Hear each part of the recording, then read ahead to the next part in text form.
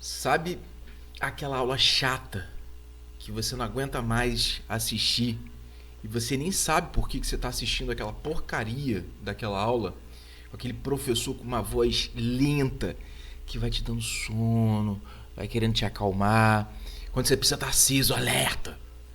Então, eu tô aqui para poder te ajudar a se desvencilhar dessa aula, para que você não tenha preocupação de estar viajando nela, porque realmente com a voz daquele professor bosta que ele tem, você vai viajar, porra, não tem o que fazer, é isso aí. Então eu tô aqui para te ajudar.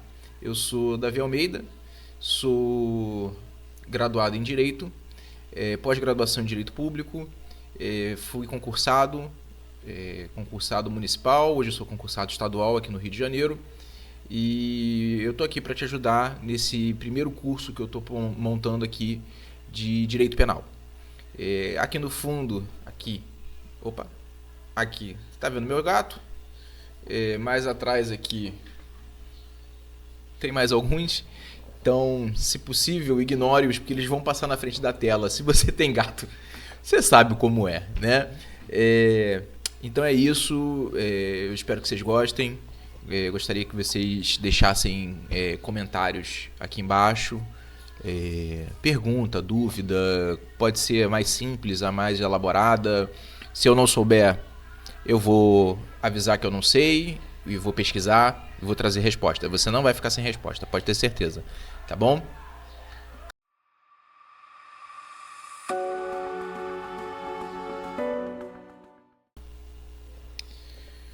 Então vamos começar o nosso curso.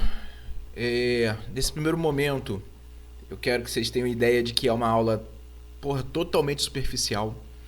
É uma aula muito vazia, é uma aula só de apresentação do direito penal. Não tem muito que você gravar, tanto que não tem nem exercício. Eu não consigo achar nem questão que eu consiga trabalhar somente essa matéria. Então eu vou fazer mais por uma questão didática, tá? Só por uma questão de montar um início e um fim e as coisas cheguem direto. A gente vai ter uma ideia de direito penal, a gente vai ter uma ideia de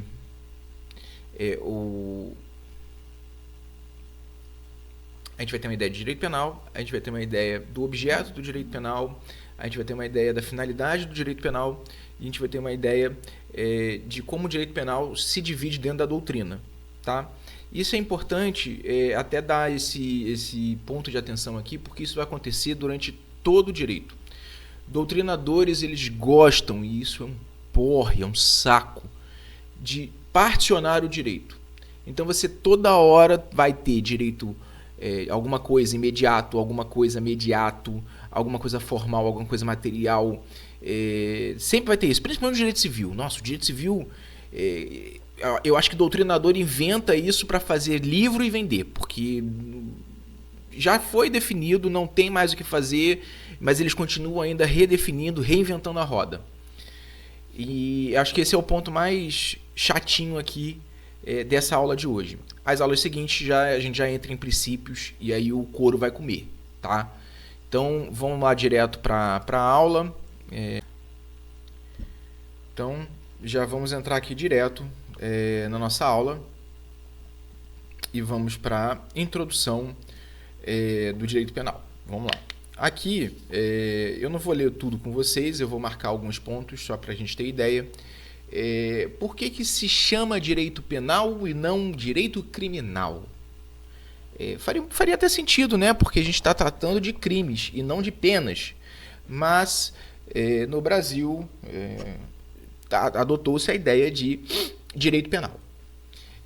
Tem alguns doutrinadores que eles vão dizer que o direito penal, o nome está errado, porque direito penal trata de pena, e aí medida de segurança vai ficar largada de lado.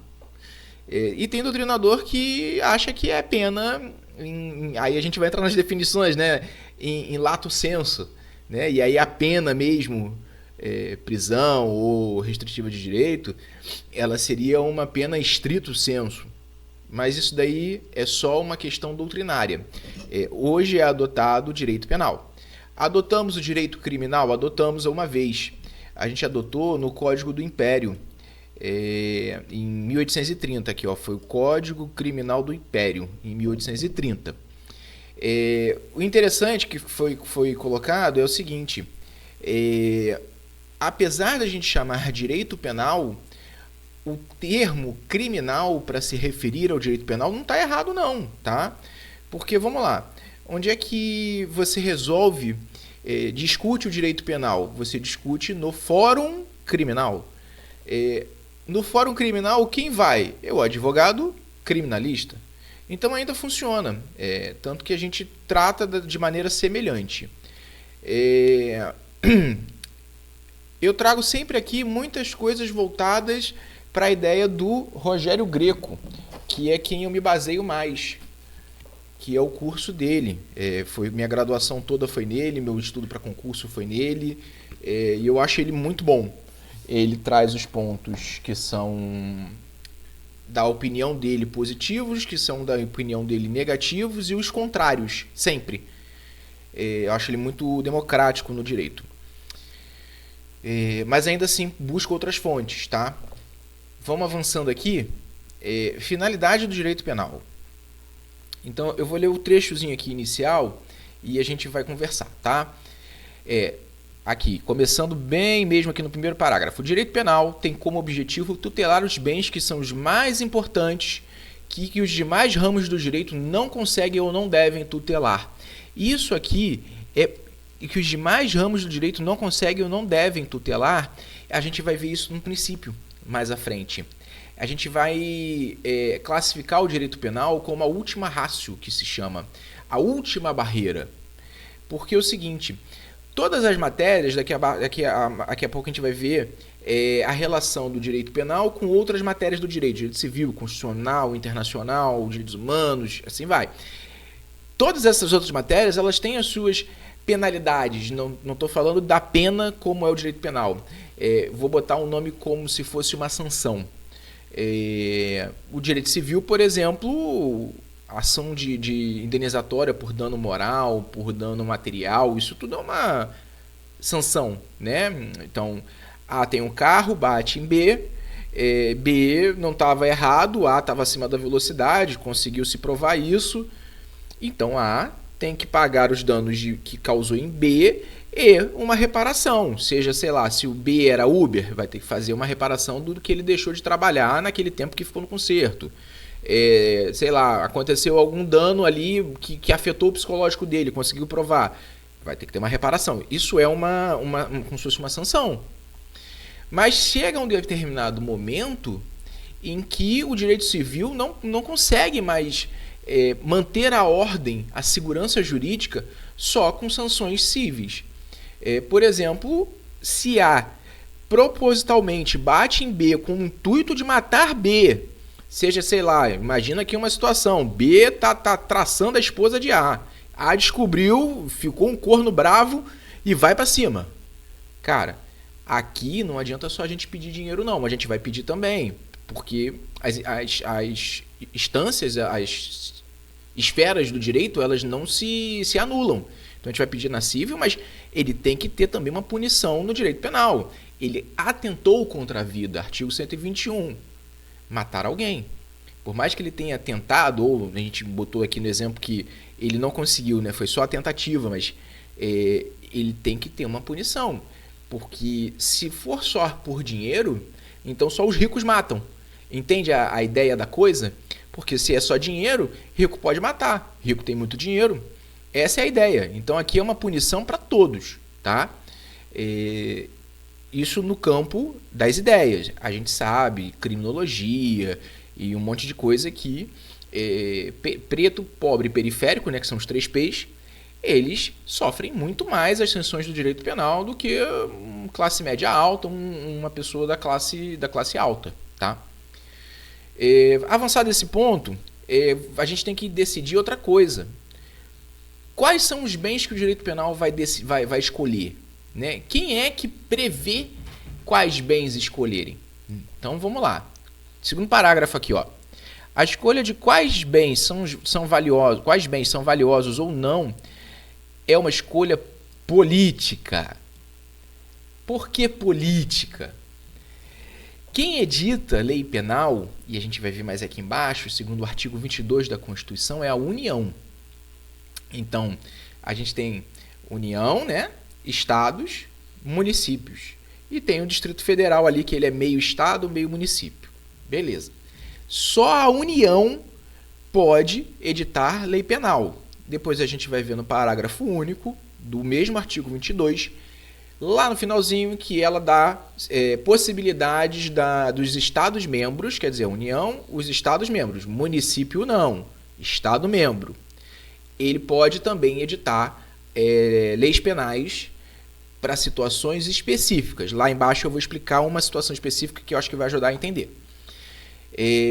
Por que voltando aqui, por que é uma escolha política? A União é quem faz as leis penais. Quem é que faz essas leis penais no âmbito da União? Congresso Nacional. Congresso Nacional fez as suas leis. Quem botou as pessoas que fizeram essas leis no Congresso Nacional? Fomos nós. Então, a visão política nasce daí.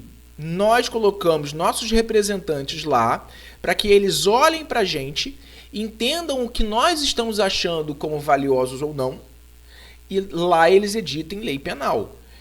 Um bom exemplo foi o artigo 213 do Código Penal, que é o estupro. Ele passou a ter uma visão muito mais ampla do que só conjunção carnal, ou qualquer ato. Ele entrou naquela coisa de qualquer ato libidinoso.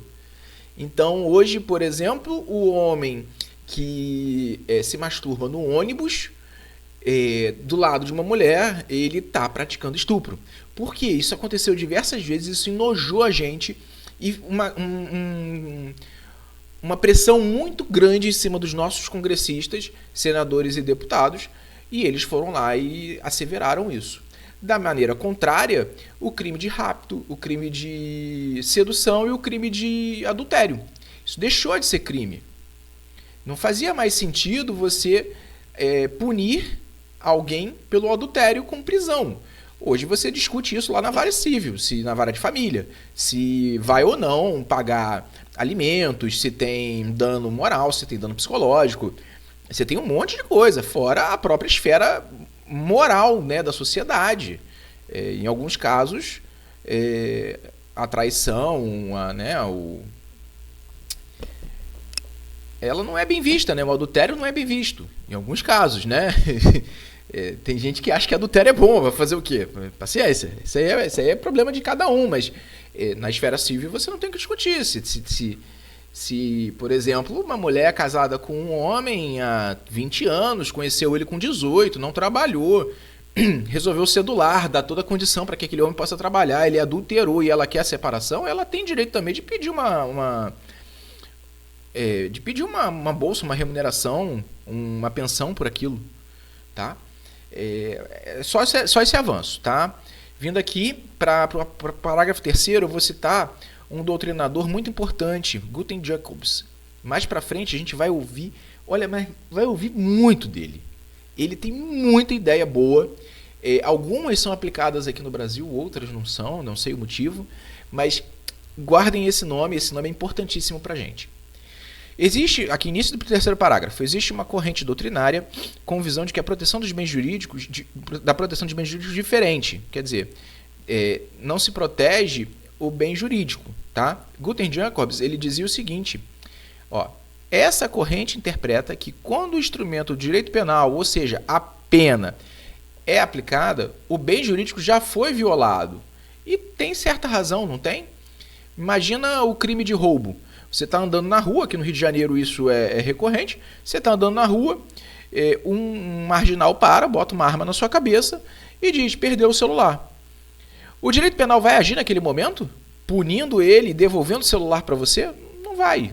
O bem jurídico já foi pro beleléu, já foi para casa do baralho. Então, o que vai acontecer? O direito penal precisa repor a ordem social, a ordem jurídica, a segurança jurídica. Então, o que ele vai fazer? Ele vai perseguir este indivíduo com o inquérito, o devido processo legal, todos os princípios que a gente vai falar daqui a pouco. Ele vai perseguir essa pessoa, vai provar que ela foi autora, vai provar o nexo de causalidade e aí sim, vai gerar a pena do artigo 157. E aí sim, há uma segurança jurídica. Por que eu vou dar só um parênteses aqui? Por que é importante essa segurança jurídica? Primeiro, para que a gente saiba que existe alguém que protege a gente. Porque lá quando a gente estuda em ciência política, nós estamos numa sociedade, em um contrato social. Então eu cedo muito da minha liberdade de matar, minha liberdade de roubar você, minha liberdade de fazer qualquer coisa. Eu cedi um pedaçaço da minha liberdade para o Estado, e em troca o Estado me dá segurança, para que eu tenha uma propriedade privada, para que eu tenha bens, para que eu tenha segurança, liberdade, e que todos possam andar seguros, na teoria, por qualquer lugar. Então, quando a gente fala de segurança jurídica, o primeiro ponto é esse. O segundo ponto é o seguinte: investimento. Nós hoje aqui no Brasil vivemos grande parte de investimento de fora.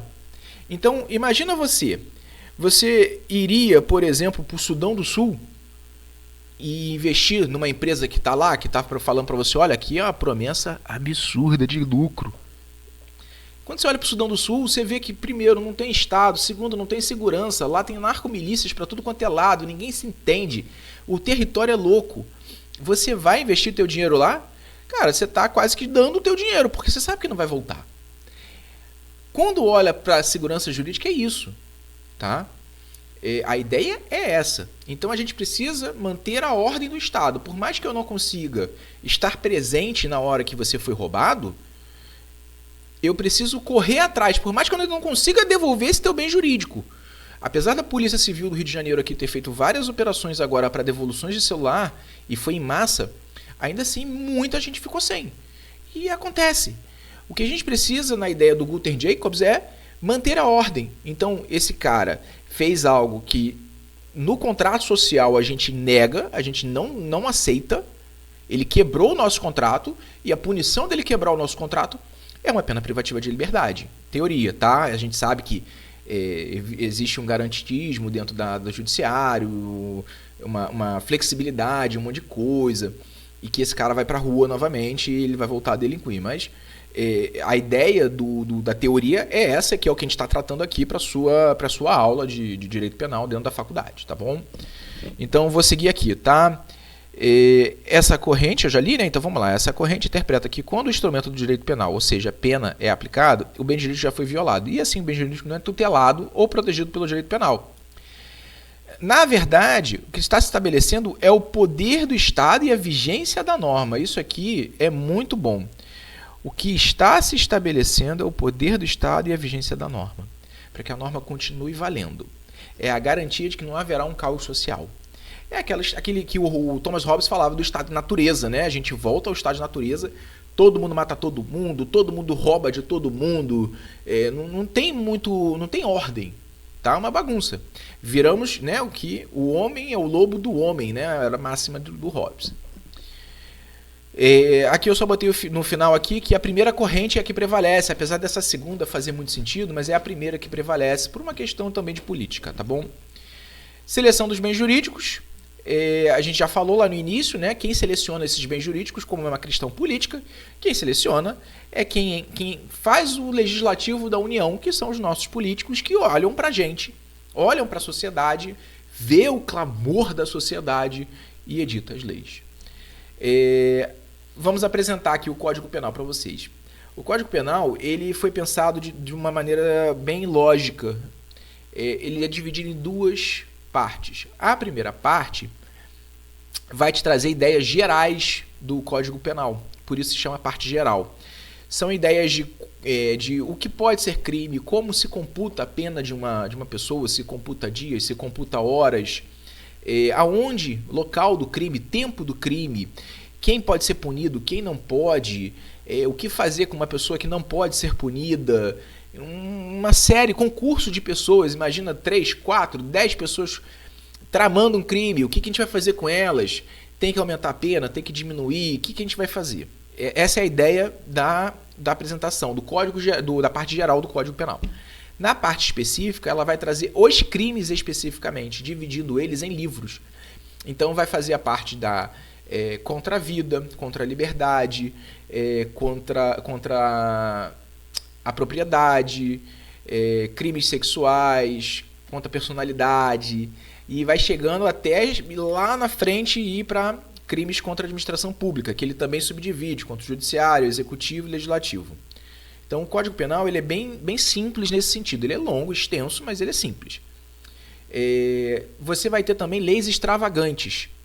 Estou avançando um pouquinho a matéria. Você vai ter leis extravagantes, que são leis que tratam de situações que não foram previstas no Código Penal. Um bom exemplo é a Lei de Drogas, a 11.343.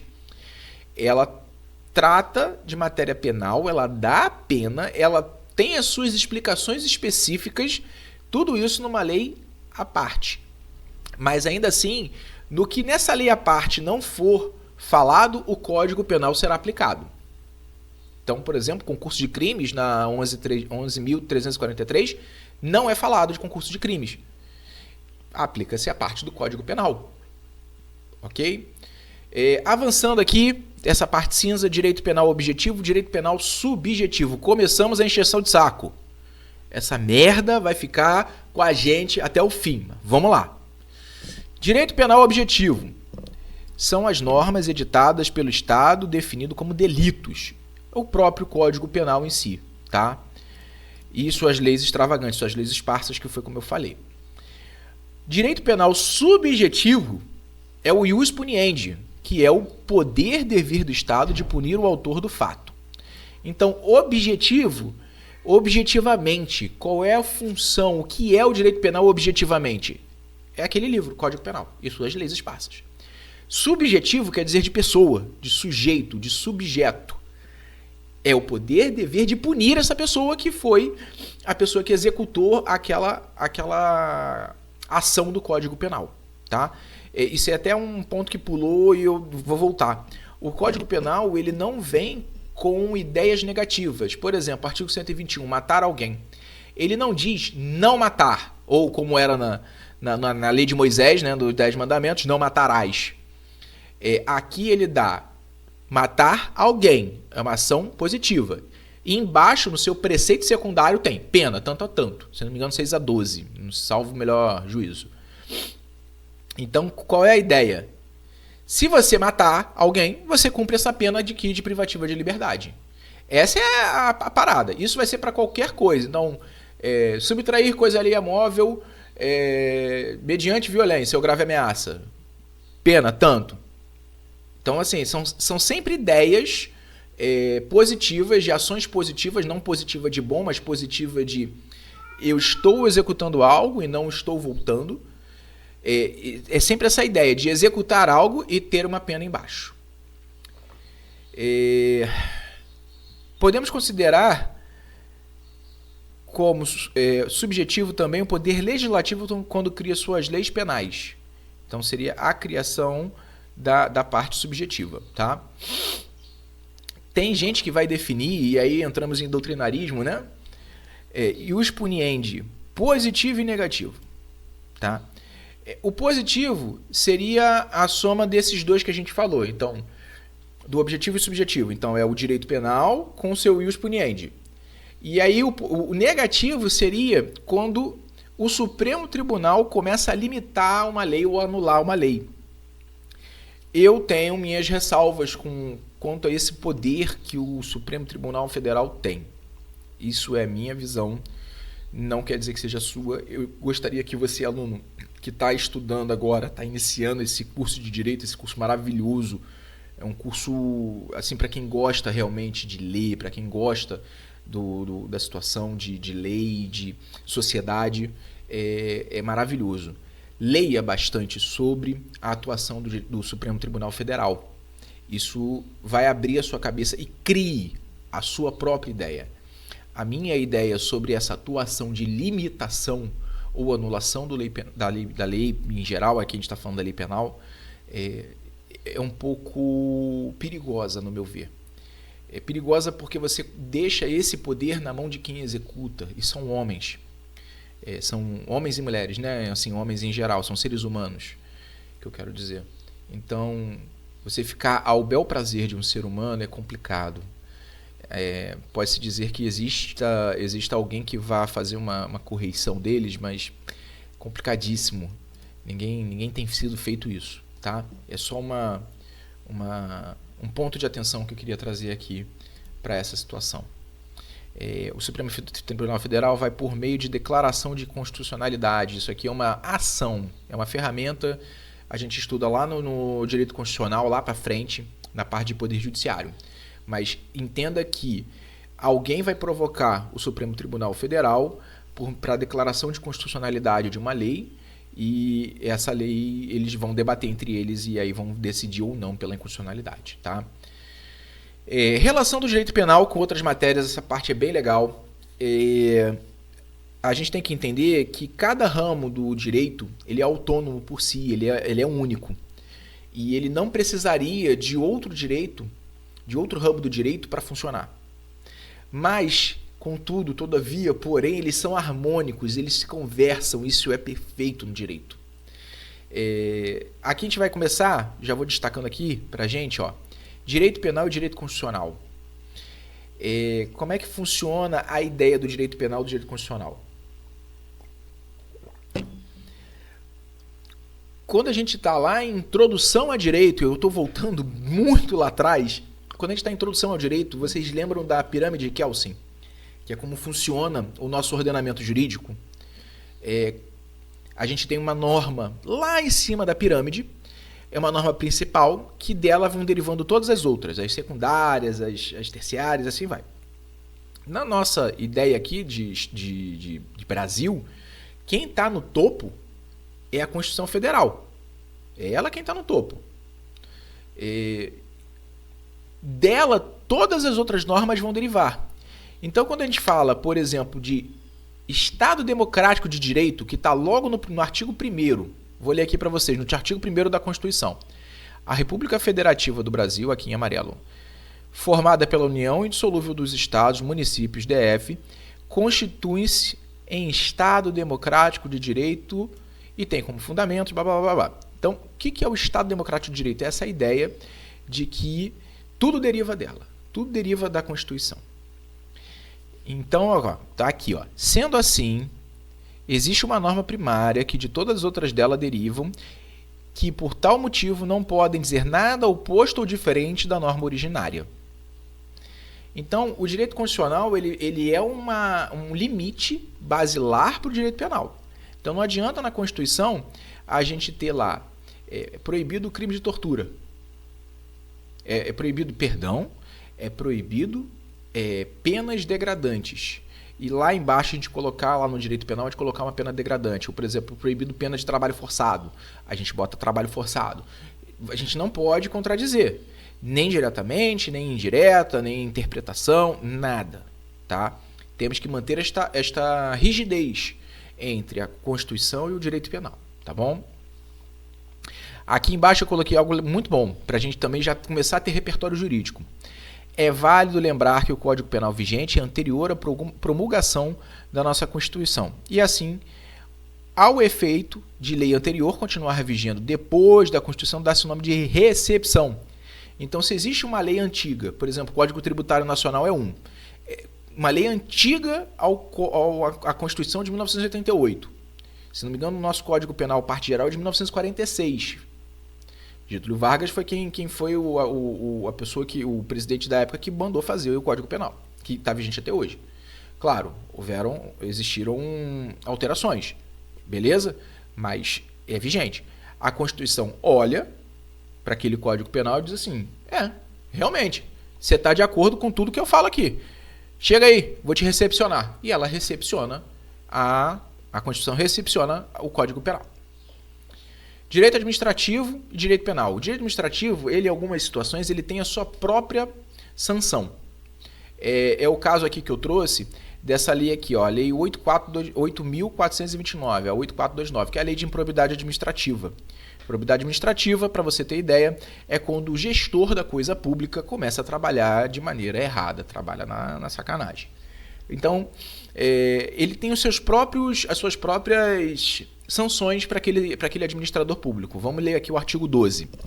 Independente do ressarcimento integral do dano patrimonial, se efetivo, e das sanções penais comuns e de responsabilidade civil administrativa, prevista na legislação específica, está o responsável pelo ato de improbidade, sujeito às seguintes combinações, que podem ser aplicadas isolado ou cumulativamente de acordo com a gravidade. E aí vai vir um monte de sanção.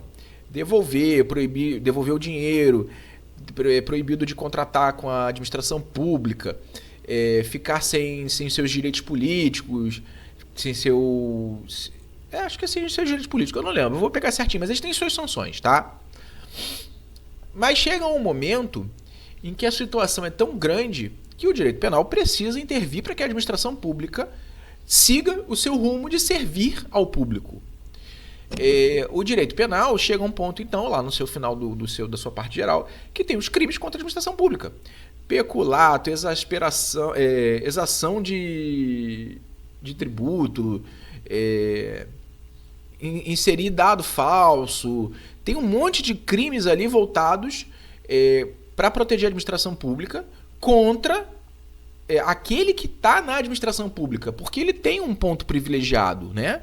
Apesar da coisa pública ser única, o servidor está lá, ele é um ser humano e ele vai fazer alguma besteira em algum momento.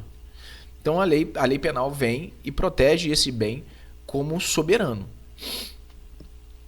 Direito penal e direito civil, a gente já deu uma ideia mais ou menos, né, na questão de propriedade privada, liberdade, um monte de coisa nessa ideia do direito civil que precisa ser protegido, e o direito penal entra com muito mais força. E vamos aqui no finalzinho da nossa aula para fontes do direito penal. A gente vai ter sempre isso, né? Lá em introdução vocês também devem ter tido fontes do direito. O professor trouxe uma coisa bem ampla, e agora a gente vai afunilando, e vai ter fonte do direito penal, fonte do direito constitucional, fonte do direito civil, fonte do direito processual, do tributário, e assim vai, tá? Então isso aqui é só mais uma ideia. Então, fonte do direito penal, começando aqui, tá? Quando dizemos fonte, devemos entender como aquilo que dá origem ou que pode servir de ponto de partida. Deixamos esses dois exemplos de vocábulos porque teremos dois caminhos para a fonte. Fonte material e fonte formal. Começamos aqui o nosso doutrinarismo. Tá? Fonte material se reserva à matéria, né? Como o próprio nome já diz. Então, como fonte material, teremos unicamente a União e os Estados. Lembra que eu falei que ia comentar quem produz a lei penal e a sua exceção? Está aqui, ó, artigo 22. Compete privativamente à União legislar sobre tal, penal. Então, compete privativamente à União. Contudo, todavia, porém, lei complementar poderá autorizar estados, não municípios, a legislar sobre as questões específicas de matérias relacionadas a esse artigo. Primeira questão, DF pode fazer isso? Pode fazer isso. DF é meio estado, meio município. Então ele vai pegar tudo que os dois podem. Tenta ter sempre esse raciocínio de que o DF vai pegar sempre tudo. Segunda ideia, o que seria essa lei complementar que poderá ser autorizada aos estados a legislar sobre o que seriam essas questões específicas? A lei complementar seria uma forma de lei que o Congresso cria para dar autorização para o Estado realizar, fazer essa lei. Então, o Congresso vai autorizar um Estado a criar uma lei específica, lei penal específica para aquela situação. Um bom exemplo são regiões pesqueiras. Existe um período da época de pesca que você tem que parar, porque é o período de reprodução dos peixes. Então imagina, se o pescador continua pescando sem parar, e não deixa os peixes se reproduzirem, uma hora vai acabar peixe. A gente vai ter um grande problema. Tanto na parte ambiental, quanto na parte econômica, um monte de coisa. Então, faria sentido, por exemplo, em um estado que quase não tem pesca, a gente fazer essa lei? Quer dizer, fazer uma lei na União, para o Brasil inteiro. Fazer essa lei e um estado que não tem pesca ter que obedecer essa lei, ou o tempo de reprodução do peixe em um lugar é diferente do outro, e aí você vai ficar... É um impasse muito grande. Então, qual era a ideia? Que aquele estado sabe quando é a época de reprodução dos peixes E naquela situação não pode pescar, ponto final. Ah, no outro estado, pode? Pode, à vontade. A época de reprodução é outra. Então, a ideia é mais ou menos essa. Isso serve para qualquer outra situação, tá? Só tomar cuidado e observar que o Estado foi autorizado para criar aquela lei. Por sua vez, voltamos aqui embaixo, fonte formal é aquela em que o direito penal se revela e que explica e ou orienta a lei penal. Então, qualquer coisa como o direito se revela, a gente bota como lei formal, tá? Vai se dividir, aí a gente tem uma divisão da divisão, em imediata e mediata. Então, de imediatamente, imediata, de através de algo. Então, qual é a brincadeira? Fonte formal imediata. Da onde sai imediatamente a lei? Entreguei, desculpa. Da onde sai imediatamente o Código Penal? Da lei, ponto final. Então ela é imediata e somente ela. Somente a lei cria e comina e impõe uma pena. Isso aqui é um princípio. A gente vai ver já já. Esse princípio, se não me engano, ele vai ser o primeiro. Importante dizer que essa lei de esfera federal, podendo contudo os estados criarem leis suplementares em casos específicos, como a gente já viu ali em cima. Há algumas fontes mediatas. Constituição Federal, por quê? Ela orienta a lei penal. Ela dá limites, ela baliza. Jurisprudência. A jurisprudência ela é a interpretação do poder judiciário em relação a uma lei penal. Existem várias maneiras da gente entender uma lei de acordo com o momento. Doutrina. A doutrina ela vai trazer visões, da maneira que a gente está vendo aqui de direito penal objetivo, direito penal subjetivo, fonte formal imediata. Isso é tudo coisa de doutrina, que é livro, igual eu trouxe aqui o livro do Rogério Greco, aquilo é uma doutrina. Tratados e convenções, isso aqui é importantíssimo, internacionais sobre direitos humanos. Pode não parecer que a gente tenha, mas a gente tem alguns tratados, nós obedecemos eles, e fazemos a maior força possível para que tudo seja feito como deve.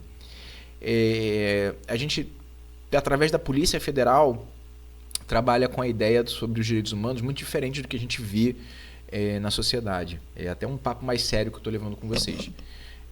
A questão do direito das convenções internacionais sobre direitos humanos trata muito sobre o crime de tráfico humano, trabalho forçado, análogo à escravidão, entre outras coisas. E a Polícia Federal trabalha com muito vigor em cima disso, assim, e quase não é divulgado. Então, a gente acha que não tem, e a gente acha que também não está sendo visto, mas tá. Eu vejo isso diariamente, do Polícia Federal trabalhando com isso, e assim, dá um orgulho, uma sensação muito boa de que tem alguém fazendo a coisa certa. Costumes e princípios gerais do direito, a gente volta lá para a LINDB, a Lei de Introdução às Normas do Direito Brasileiro, mostrando para a gente como é que costumes e princípios gerais orientam o nosso direito. Uma boa ideia por exemplo, lá nos anos 40, 1940, a praia estava escrito proibido biquíni. O que isso queria dizer naquela época? Costumes e princípios, né? O que queria dizer isso naquela época? Queria dizer que a mulher não poderia usar biquíni, ela tinha que usar maiô. Ela tinha que se cobrir. Ela não poderia deixar o corpo dela totalmente nu. Agora, se você vai hoje numa praia e diz proibido biquíni, a ideia que você tem é que é uma praia de nudismo. É para ficar peladão. É para vir, como você veio pro mundo. Como Deus te botou aqui. Então, isso aqui orienta. Isso são os costumes. Os princípios gerais de direito é aquelas coisas que a gente já viu. Iniquidade, boa-fé. Tem vários princípios, inclusive no próprio direito civil, né? Ele traz isso pra gente. Eu termino a aula por aqui. É isso aí. Eu espero que vocês tenham gostado. Está sendo um desafio muito grande. Eu estou muito incomodado em falar para a câmera, não ter aluno na minha frente, não ter ninguém respondendo. Realmente, eu estou rindo aqui, mas é um pouco de nervoso. E eu espero que vocês gostem. Com o tempo eu vou estar melhorando, vou me sentir mais à vontade, vou falar melhor com vocês. Eu espero que vocês gostem. Vou tentar gravar um vídeo por semana, acelerar esse nosso curso aqui, como se fosse realmente uma aula na sua faculdade. porque a minha ideia, o meu intuito é que você não dependa de faculdade para ter estudo, assim como eu. Eu nunca dependi da faculdade para estudar, eu sempre fui por fora. E cheguei onde cheguei assim. Então, eu espero que vocês gostem da maneira que eu estou gostando de gravar isso, que vocês se superem da maneira que eu estou me superando aqui. Deixa aqui embaixo comentário, eu volto a repetir, deixa aqui embaixo comentário, dá um curtir, isso me ajuda, vai me dar um fôlego muito grande. E se puder, se você gostou, se você acha que alguém vai curtir, compartilha com alguém também, tá bom? Até a próxima!